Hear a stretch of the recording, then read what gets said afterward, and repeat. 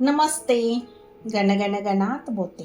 स्वादगाथा या माझ्या चॅनेलवर तुम्हा सर्वांचे मनापासून खूप खूप खूप स्वागत आहे.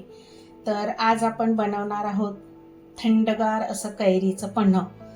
उन्हाळ्यामध्ये शरीराला खूप छान थंडावा देतं हे आणि पचनाला पण चांगलं असतं. तर हे असं आपण कैरीचं पन्ह बनवणार आहोत. तर त्यासाठी मोठी कैरी, हे पहा केवढी मोठी आहे, साईज खूप मोठा आहे. एक कैरी मी वाफवून घेतली आहे आणि त्यासाठी आता हा गूळ पण चिरून घेतलेला आहे. आपण प्रथम ह्या कैरीचा गर काढून घेऊया. किती निघतोय त्या प्रमाणामध्ये मग गूळ घ्यायचा आहे. जेवढा कैरीचा गर तेवढाच गूळ पण घ्यायचा आहे. चला तर मग आपण गर काढून घेऊया. हे पहा, गर पण भरपूर आहे आणि कोय छोटी आहे. ही कैरी थोडी आंबटाला जास्त असते. तुम्हाला जास्त आंबट नको असेल तर तुम्ही तोतापुरी कैऱ्या वापरू शकता.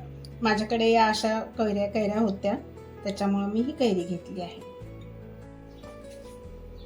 हे पहा, चमच्याने असा गर काढून घ्यायचा.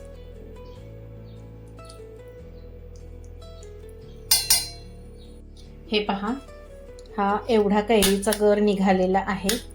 हा आपण ना मोजून घेऊया. हे पहा, बरोबर 1 कप आपला गर भरलेला आहे. 1 कप.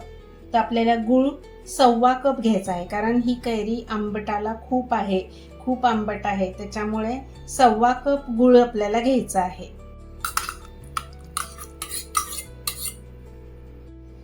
हा पहा, आता 1 कप कैरीला आपण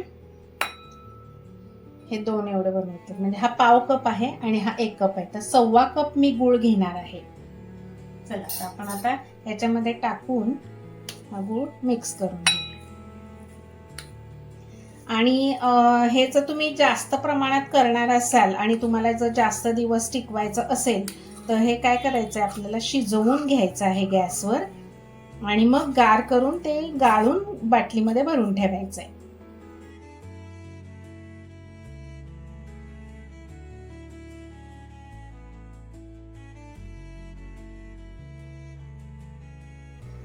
चला, तर आपण आता हे गॅसवर ठेवून शिजवून घेऊया. हे पहा, याला उकळी आलेली आहे.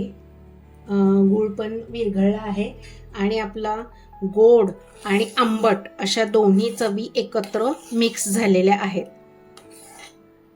हे असं शिजवून घेतल्याने काय होतं, पण आपलं जास्त दिवस टिकतं.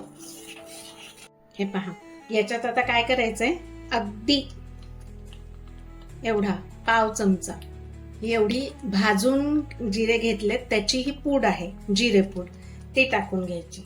म्हणजे ह्याला ना चव खूप छान येते पन्ह्याला. आता आपण काय करूया, गॅस बंद करून टाकूया.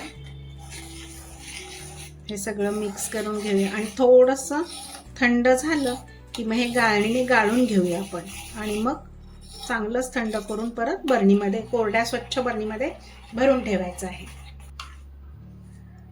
चला, तर आपण आता हे गाळून घेऊ.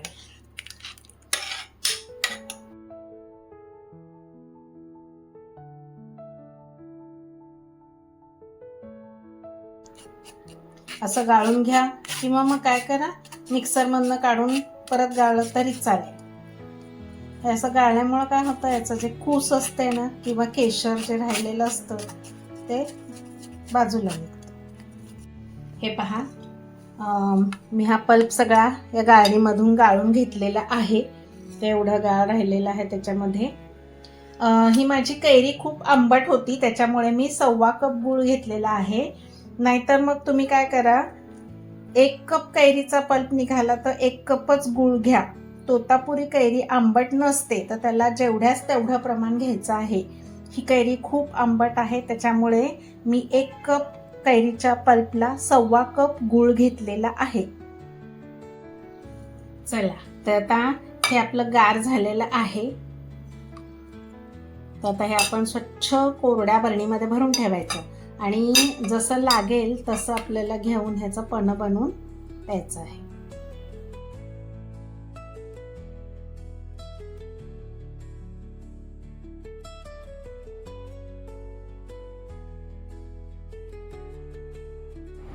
हे पहा बरणी माझी गच्च भरली आहे बघा. एका कैरीचा एवढा पल्प निघाला.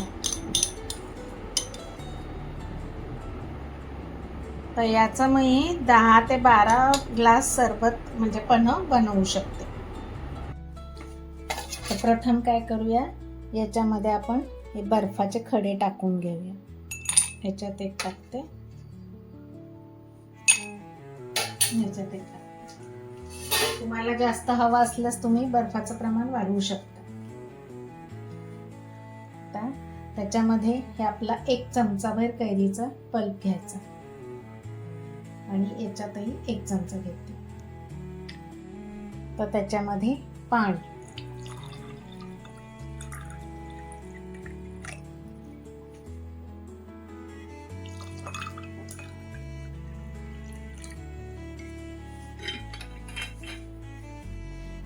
त्याच्यामध्ये आपल्याला चिमटभर मीठही टाकायचं आहे.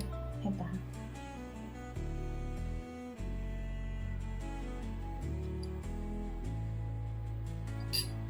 आणि आता हे व्यवस्थित ढवळून घ्यायचं आहे.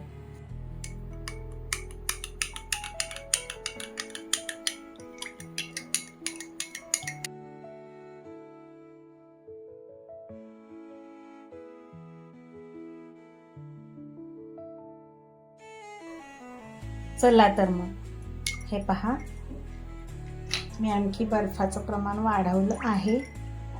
उष्णताच तेवढी आहे. चला तर मग अशा या थंडगार पाण्याचा आनंद तुम्ही पण घ्या. सीझन सुरू झाला आहे, वाट न पाहता लवकरात लवकर करा रेसिपी. आवडली का माझी रेसिपी? अशा छान छान रेसिपींसाठी पुन्हा पुन्हा भेट द्या माझ्या स्वादगाथा चॅनेलला. लवकरच भेटू आपण पुढील नवीन व्हिडिओमध्ये नवीन रेसिपीसह. तोपर्यंत मस्त खा आणि स्वस्त राहा. माझा व्हिडिओ पूर्ण पाहिल्याबद्दल खूप खूप खूप धन्यवाद. बाय.